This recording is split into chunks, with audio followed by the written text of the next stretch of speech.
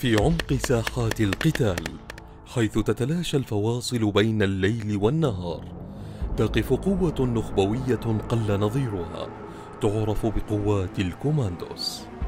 تأسست هذه الوحدة عام 2017 كقوة خاصة ضمن قوات سوريا الديمقراطية لتقود المهام الصعبة.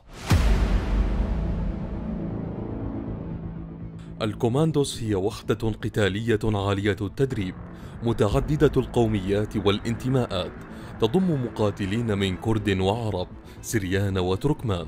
يجسد هذا التنوع الروحية التي تقوم عليها عقيدة الوحدة والمصير المشترك التي تؤمن بها قوات سوريا الديمقراطية. تهدف إلى حماية الأرض والدفاع عن كرامة المجتمعات التي ينتمون إليها.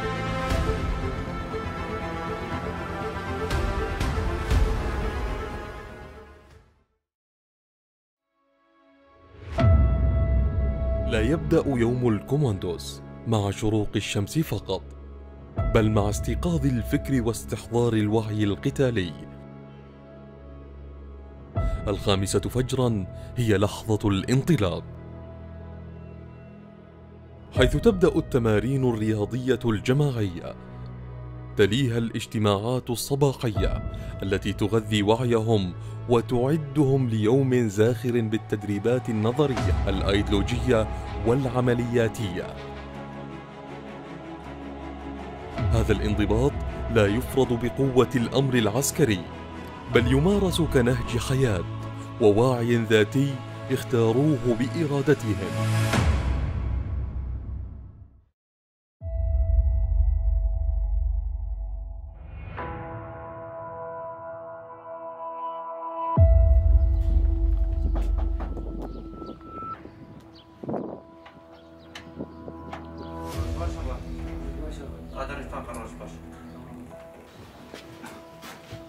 مباشرة.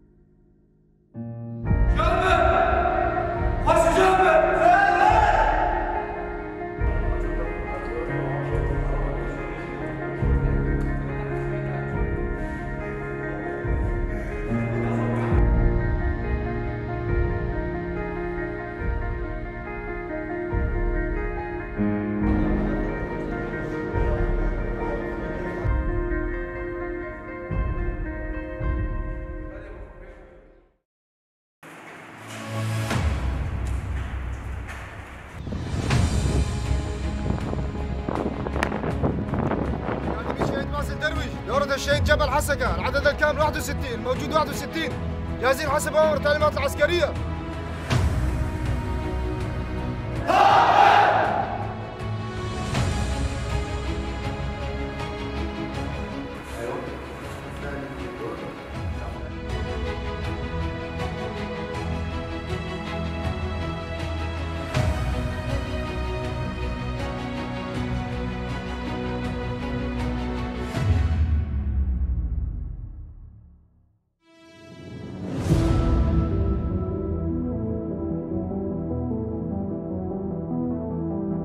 يخضع عنصر الكوموندوس لأحد أكثر البرامج التدريبية احترافاً، يشمل استخدام مختلف أنواع الأسلحة، القتال القريب، القنص والتكتيك الميداني المتقدم، كما يتدربون على مهارات التسلل، التمويه والعمل في أصعب الظروف المناخية والجغرافية.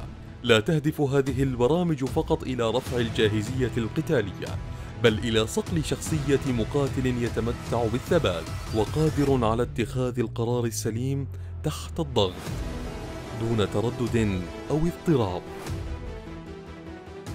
لا يظل المقاتل في صفوف الكوموندوز طويلا داخل المعسكرات، فالميادين الحقيقية هي ساحات المعارك، حيث يختبر كل ما تعلم في كل مواجهة.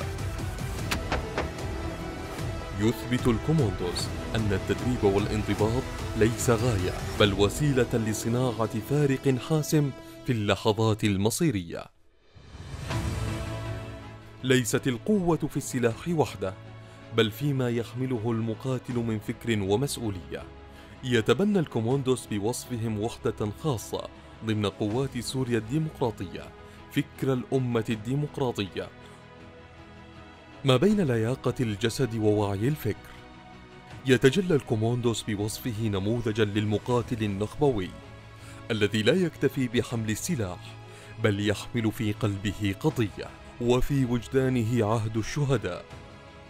عاهد الكوموندوس أنفسهم على المضي قدما أوفياء للدماء التي رويت بها الأرض، حتى تنعم كل بقعة من أرضهم بالسلام والأمان.